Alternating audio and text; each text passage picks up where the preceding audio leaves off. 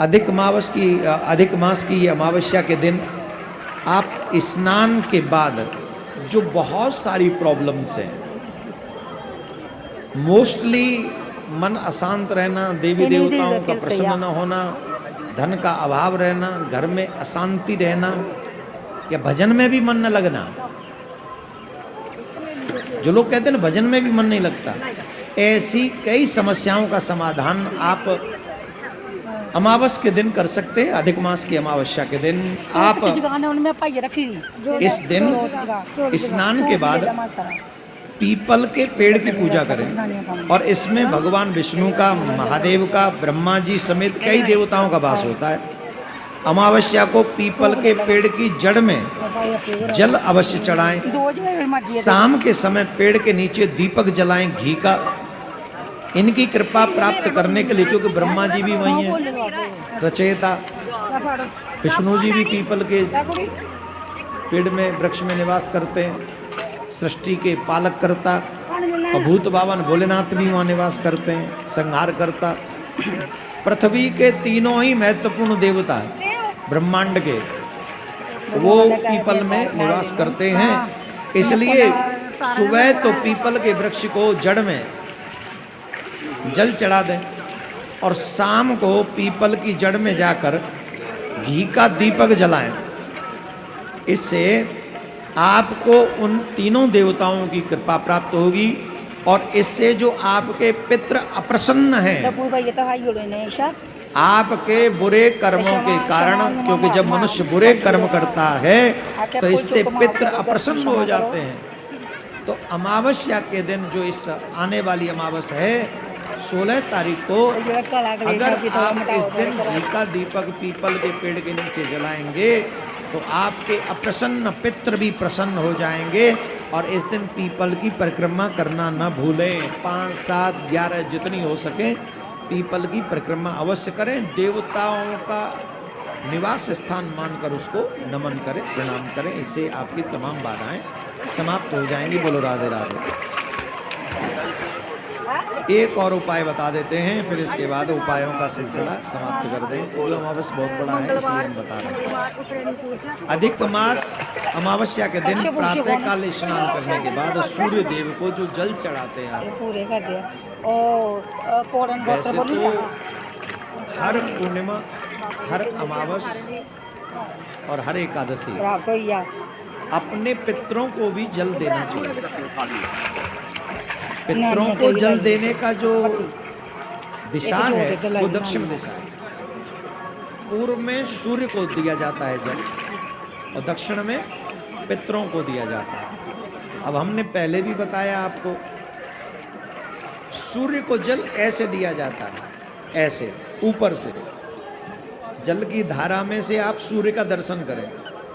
ताम्र पात्र होना चाहिए ऐसे, तो सूर्य का दर्शन हो, ऐसे जल दिया जाएगा। ऋषियों को जो जल दिया जाता है वो ऐसे दिया जाता है। लोटा आपका यहाँ होगा, मुख उसका इधर होगा, ऐसे ऋषियों को जल दिया जाता है।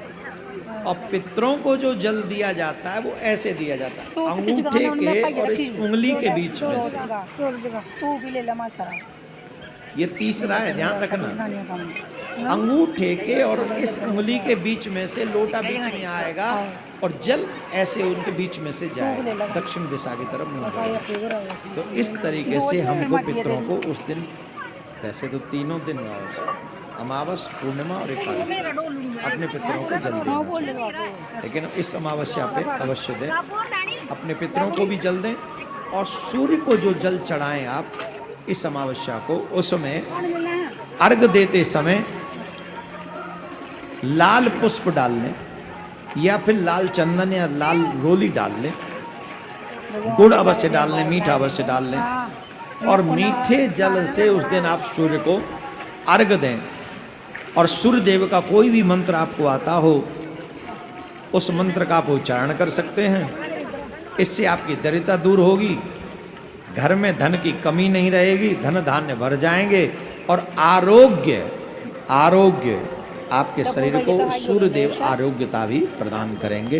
इस दिन अमावस्या के दिन ऐसा कार्य अवश्य कर लें। बोलो राधे राधे। एक और बात बता देते हैं, बड़ी मेहनत करके लाते हैं,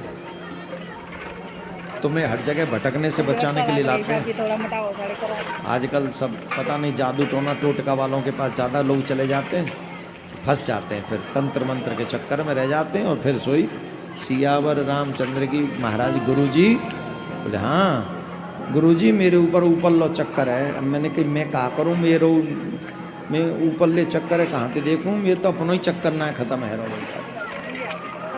अब ऐसी वैसी जगह जाओगे तो चक्कर नहीं आएंगे तो क्या आएगा। आप अपने इष्ट में सच्ची निष्ठा रखो, आपके सारे चक्कर आपके इष्ट अपने आप समाप्त कर देंगे। पता नहीं होता ही नहीं, कहाँ कहाँ भटकते रहते हैं। अधिक मास की पूर्णिमा के दिन आप माँ तुलसी की पूजा करना ना भूलें। माँ तुलसी का पूजन करें, घी का दीपक शाम को जलाएं और 108 बार परिक्रमा तुलसी माँ की अवश्य करें।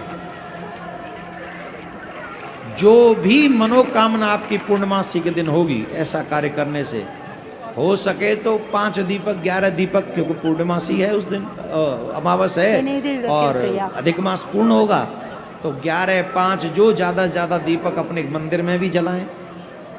जो भी आपके घर में सात्विक वृक्ष हैं, जैसे बिल्व है और आंवले का है, तुलसी का है, केले का है, इन सभी वृक्षों के नीचे दीपदान उस दिन घी के दीप बनाकर अवश्य करें। तुलसी माँ की 108 परिक्रमा करें, जिससे आपके अनेक काम देवी देवता अवश्य बना देंगे। इधर उधर भटकने की जरूरत नहीं है। उस दिन बड़े पैमाने पे प्रिया कांजू के मंदिर में भी दीपदान होगा। तो जो लोग बड़े पैमाने पे दीपदान करना चाहते हैं वो अभी से, सोमवार को तो लगातार हो ही रहा है और हर सोमवार हो रहा है, लेकिन पूर्णिमा के जो अमावस के दिन बहुत बड़े पैमाने पे दीपदान यहाँ पर होगा, जिससे आपके तमाम संकट कटे। ऐसी प्रार्थना प्रिया कांजू सरकार से अमावस के दिन की जाएगी। ठीक है, यहाँ का दीपदान करोड़ों गुना फल देने वाला होगा प्रिया कांजू के यहाँ का। क्यों?